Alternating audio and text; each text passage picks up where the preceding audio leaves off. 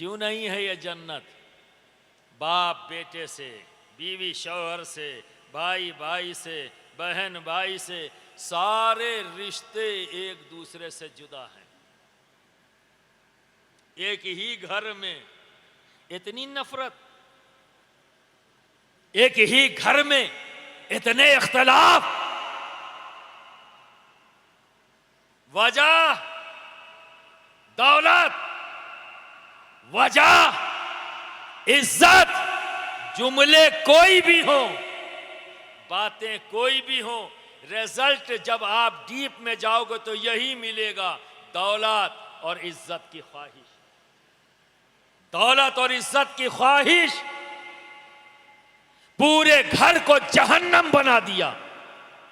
तो याद रखो, याद रखो, बिना सुकून के तरक्की मुमकिन नहीं।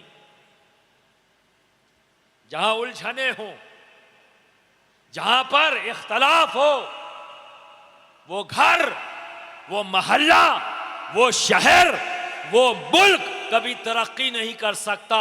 जहां आपस में इख्तलाफ पाया जाता हो, जहां नफ्सा नफ्सी का आलम पाया जाए, वो तरक्की नहीं कर सकता। तरक्की करने के लिए सुकून का होना जरूरी, शांति का होना जरूरी, और शांति के लिए इंसाफ का होना जरूरी। बिना इंसाफ के शांति नहीं हो सकती, बिना इंसाफ के सुकून नहीं हो सकता, और बिना इल्म के इंसाफ नहीं हो सकता। बिना इल्म के इंसाफ नहीं हो सकता। अरे हम खुद अपने साथ नहीं कर सकते तो दूसरों के साथ क्या इंसाफ करेंगे? और बिना इंसाफ के सुकून नहीं, बिना सुकून के तरक्की नहीं। देखो दोस्त, इंसाफ करने के लिए जब इस दुनियावी अदालतों में, कहां होता है इंसाफ? अदालतों में, civil court, district court, high court, supreme court, वहां जो इंसाफ करने वाला बैठा है उसे हम जज कहते हैं, है ना? जस्टिस कहते हैं। बताओ, कोई अनपढ़ जस्टिस बना है? किसी डिस्ट्रिक्ट का, किसी तहसील का, बोलो, जज कोई अनपढ़ बनता है? नहीं ना। तो जज कौन बनता है? जो आईपीसी को पढ़ ले, इंडियन पेनल कोड को पढ़ ले, civil matter, criminal matter, service matter, जितने मसाइल हैं, उन मसाइल को जब वो उसका इल्म रखेगा तभी जस्टिस कर पाएगा, है या नहीं? तो उसके लिए पढ़ता है कितने साल? 8 साल, कोई 10 साल, कोई 15 साल, तब जाकर जस्टिस बनता है। पढ़ने के बाद तब वो इंसाफ करता है। हर घर का मुखिया, हर घर का बड़ा अपने घर का जस्टिस है। क्या है? अपने घर का जस्टिस है। अगर वो अपने घर में इंसाफ कायम नहीं कर सका तो उस घर में सुकून नहीं होगा, और जब घर में सुकून नहीं होगा तो तरक्की मुमकिन नहीं, सब उलझ के रह जाएंगे। तो घर का जो मुखिया है, बड़ा है, क्या जरूरी है उसके लिए? इल्म का हासिल करना। कौन सा इल्म? क्योंकि घर में किस इल्म की जरूरत है? तो घर में रिश्ते मौजूद हैं। क्या है? घर में रिश्ते मौजूद हैं। भाई का रिश्ता, बहन का रिश्ता, माँ का रिश्ता, बाप का रिश्ता, शौहर और बीवी का रिश्ता, ये तमाम रिश्ते एक घर में मौजूद होते हैं ना? और हर रिश्ता अपना हक रखता है, और उस हक की अदायगी सब पर है लाजिम, कि सब अपने अपने हक की अदायगी करें। हर रिश्ता अपना हक रखता है, और उस हक को इंसाफ के साथ अदा किया जाए। अगर हम अपने दिमाग का इस्तेमाल करके चाहें कि अपने रिश्तों के हुकूक को अदा कर लें, मुमकिन नहीं। कहीं ज्यादती होगी तो कहीं कमी होगी, मुमकिन नहीं। तो अपने रिश्तों के साथ जस्टिस करना है, इसलिए कि अपने घर में सुकून लाना है, इसलिए कि अपने घर को तरक्की देना है। तो उसके लिए जस्टिस कायम करना, इंसाफ कायम करना है। और उस इंसाफ के लिए जरूरी है इल्म का हासिल करना। कौन सा इल्म? शरीयत मोहम्मदी। हमारी शरीयत ने हर रिश्ते जो अपना हक रखते हैं इंसाफ के साथ उसकी अदायगी का तरीका बता दिया है। एक बेटे के नजदीक माँ का क्या हक है, एक बेटे के नजदीक बाप का क्या हक है, एक शौहर के नजदीक बीवी का क्या हक है, एक बीवी के नजदीक शौहर का क्या हक है, भाई से भाई के दरमियान क्या हक है, बहन से भाई के दरमियान क्या हक है। शरीयत ने इसका जवाब दे दिया है। तो जानना होगा, जानना होगा। अगर अपने घर को जन्नत बनाना चाहते हो तो जानना होगा, शरीयत से वाकिफियत हासिल करनी होगी। शरीयत ने बता दिया है। अब इसे जानने के लिए कोई उम्र नहीं है। आपको मदरसे में एडमिशन नहीं लेना है, किसी आलिम को उसकी सोहबत इख्तियार करो, अपने दिमाग से फैसला कम करो, जाओ आलिम के पास और उससे पूछो कि मेरी माँ नाराज है, क्या करूं?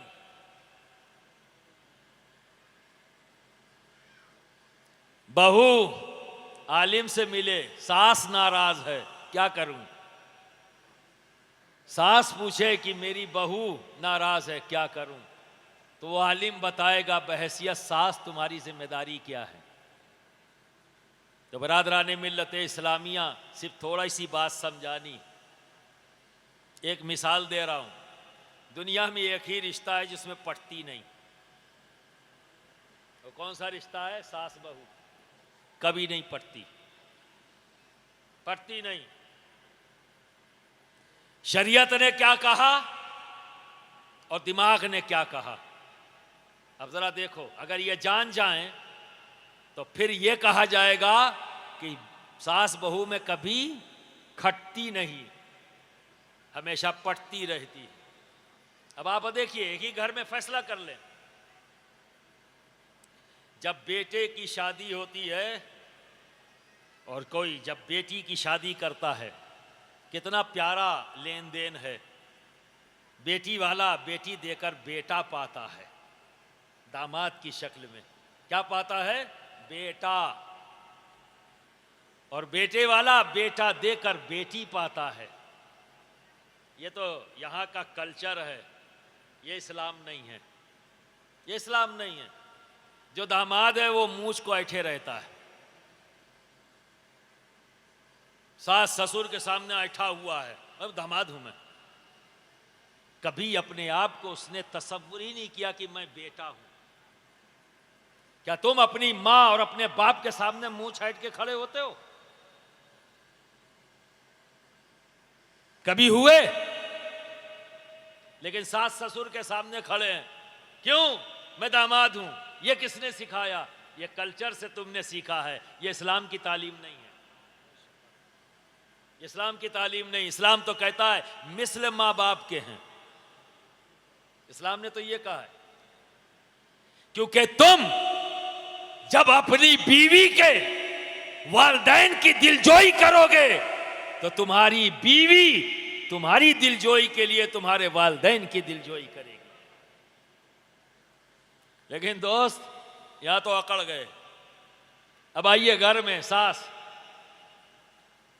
बेटी ये काम कर ले, अपनी बेटी। बेटी ने जवाब दिया, अम्मा सर में दर्द है। अम्मा तुम कर लो। तो अम्मा क्या बोली? हाँ बेटा जा आराम कर ले, लेट जा। अम्मा ने उस काम को भी किया। उसके बाद नारियल के तेल की शीशी लिया, पहुंची, तेल निकाला, सर में लगा दिया। बेटी कुछ आराम मिला थोड़ी देर तेल लगाने के बाद? बेटी अब आराम मिल गया? हाँ अम्मा आराम मिल गया, हाँ बेटा परेशान ना होना, हम दुआ भी करेंगे, कहो तो दवा मंगा ले, नहीं अम्मा आराम मिल गया। इतना वही जहाँ बहू ने, ए बहू ये काम कर ले, कि अम्मा बहुत सर में दर्द है, कहीं इसको तो रोज दर्द होता है। किसी ने पूछ लिया भाई कहाँ है बहू, अरे वो सर में दर्द, नाटक कर रही है।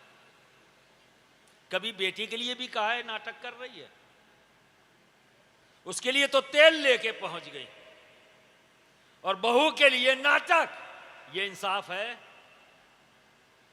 क्या ये इंसाफ है? क्या वो बेटी नहीं है? क्या वो किसी के दिल का टुकड़ा नहीं है? क्या वो किसी की प्यारी नहीं है? क्या वो किसी का अरमान नहीं है? क्या वो कूड़ा कबाड़ है जिसको कह दिया ड्रामा करती है? क्या उसको दर्द नहीं होगा? क्या वो परेशान नहीं हो सकती? बिल्कुल हो सकती है, इंसान है भाई, इंसानी जिस्म है। पर फिक्र देखो, क्या ये इंसाफ का तकाजा है? जबकि सच क्या है इस रिश्ते का? बेटा देकर बेटी पाया है, तो कभी सास मां न बन सकी और कभी बहू बेटी न बन सकी। सास ने डांट दिया तो कहते हर वक्त डांटा करती हैं, तो अम्मा डांटती थी तो कभी कहा? तो अम्मा की डांट फूल बरस रहे हैं और सास ने कह दिया तो कोड़ा। क्या ये इंसाफ है? और बिना इंसाफ के अमन नहीं। जब तक जस्टिस नहीं कायम होगा घरों में, अमन नहीं, और अमन नहीं तो तरक्की नहीं। तो जस्टिस के लिए इल्म का होना जरूरी। तो हर घर के मुखिया को कम से कम अपनी जिम्मेदारी को शरीयत के मुताबिक पूरा करना होगा। तो अगर उसकी बीवी शरीयत के खिलाफ जा रही है तो बेटा तो नहीं बोल सकता, पर शौहर तो बोल सकता है, आइंदा ये हरकत नहीं होनी चाहिए, आइंदा ये हरकत नहीं होनी चाहिए, क्योंकि ये इख्तियार उसके पास है। तो बिरादरान मिल्लत इस्लामिया, ये बुजुर्गान दीन, इनकी ज़िंदगी का आलम ये है कि इन्होंने अपनी ज़िंदगी को शरीयत के मुताबिक गुजारा है, अल्लाह और उसके रसूल की रज़ा के मुताबिक गुजारा है, हर जुल्म पर सब्र किया है और हर परेशानी पर शुक्र अदा किया है। तो मोमिन बंदा वो है कि जिस हाल में भी रहे अल्लाह की बारगाह में शुक्रगुजारी करता रहे, अपने गुनाहों की माफ़ी मांगता रहे और सब्र करता रहे, तो बेशक रब तबारक व तआला उसे इस जहान में भी कामयाबी अता करता है और उस जहान में भी कामयाबी अता करता है। देखो ना, आने वाला वतन छोड़ कर आया, घर छोड़ कर आया, ना कोई अजीज़, ना कोई अकारिब, ना कोई ख़ानदान, सब छोड़ आए पीछे और यहाँ इल्म हासिल किया। पहली ज़रूरत क्या थी? इल्म की। इल्म हासिल किया, इल्म हासिल करने के लिए हिजरत किया। और ये अच्छी तरह से जान लो, ऐ मोमिनों, ऐ मुसलमानों, ऐ कलमा गो,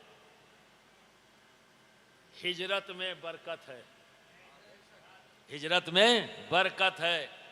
तो आपने इल्म हासिल करने के लिए हिजरत किया, इल्म हासिल कर लिया तो अल्लाह ने इल्म ही का तो ताबे बनाया है इज़्ज़त को, इल्म ही का तो ताबे बनाया है दौलत को। इस कसम पुरसी के आलम में इस चित्तौड़ में आए, एक मस्जिद में इमामत की और एक कमरे के घर के अंदर ज़िंदगी का बड़ा हिस्सा गुजार दिया। लेकिन दोस्तों ज़रा बताओ, कितने करोड़पति इस शहर में दुनिया से गए हैं? कितने इंडस्ट्रियलिस्ट और कैपिटलिस्ट इस दुनिया से गए हैं? कहीं इस शहर के लोग साल में इकट्ठा होते हैं? बोलो, किसी के पास भी जाते हैं अपना घर छोड़कर? क्यों आए हो ये इनके पास? क्योंकि ये कामयाब हैं, क्योंकि ये कामयाब होके गए हैं। और कामयाब क्यों हुए हैं? इल्म हासिल किया, ये जानते हैं कि इंसाफ कैसे कायम किया जा सकता है। यही वजह है कि इनसे जुड़े हुए हर फर्द, कोई भी मुरीद हो, मैं जिनसे भी मिला हूँ सभी कहते हैं मेरे पीर साहब। कभी किसी ने ये नहीं कहा इनके पीर साहब, उनके पीर साहब। सारा मुरीद कहता है मेरे पीर साहब। क्यों? क्योंकि जस्टिस किया है, इंसाफ किया है। एक बच्चे ने भी अगर आवाज़ दी है तो उसकी उंगली पकड़कर ज़रूरतमंद के पास पहुंच गए हैं और ज़रूरत पूरी की है, पर उससे कुछ तलब नहीं किया। आपसे इन्होंने कुछ तलब नहीं किया।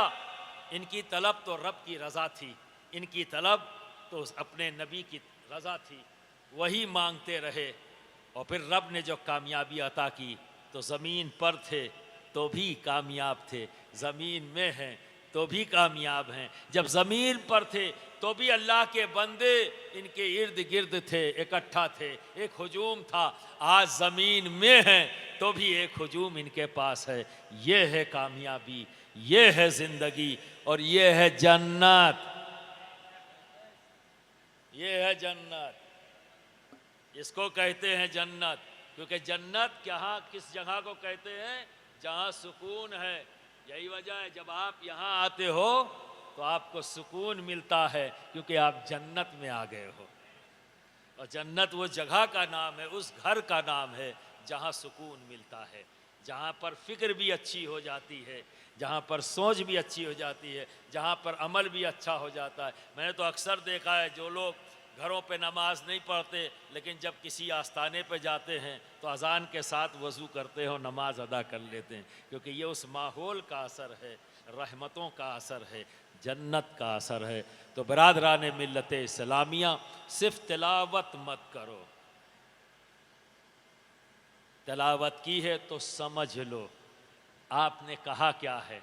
आपने यही कहा है, ऐ अल्लाह मुझे सीधे रास्ते पर चला, उनके रास्ते पर जिन पर तेरा इनाम है, तो ये इनाम वाले हैं।